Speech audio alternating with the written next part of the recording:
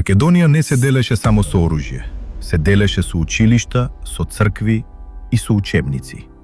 Во 19 и 20 век соседните држави водат тивка војна. Кој ќе ја освои свеста на народот, ќе ја оправда и територијата. Под османлиите, припадноста често се врзува со верата и локалната заедница. Но во 19 век на Балканот се будат модерни нации и Македонија станува простор каде секој сака да докаже дека токму неговите луѓе живеат тука. По 1870 година, со создавање на Бугарската екзархија, со црковните јурисдикции и мрежи на училишта, почнува образовна трка.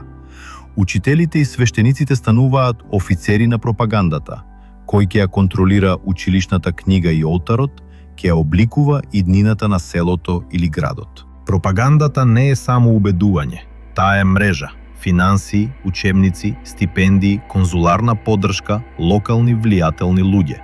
Во Македонија, надпреварот меѓу грчки, бугарски и српски структури станува систем и го подготвува теренот за судир. Во 1893 година се појавува Македонската револуционерна организација, а во 1903 година избувнува Илинденското востание. За едни, борба за автономија на Македонија, за други, дел од пошироки национални проекти. Но факт е, востанието ја става Македонија во центарот на европската дипломатија. Од 1904 до 1908 година пропагандата добива оружје. Шети и паравојски се борат за влијание во селата. Луѓето често се притиснати да изберат страна, не со аргумент, туку со страв. Балканските војни го рушат османлискиот поредок, а во 1913 година Букурешкиот договор ја запечатува поделбата на Македонија.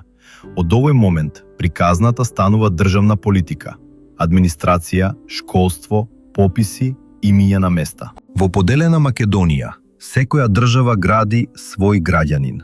Јазикот, наставата, службените документи и јавниот живот се користат за да се создаде нова лојалност, а старите локални идентитети се туркаат на маргините.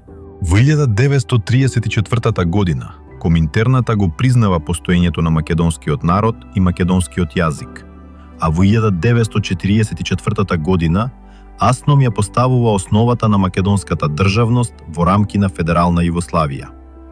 Тоа е момент кога институциите почнуваат системски да ја кодифицираат современата македонска политичка реалност. Кога политиката ја пишува историјата, најважно е критичкото читање.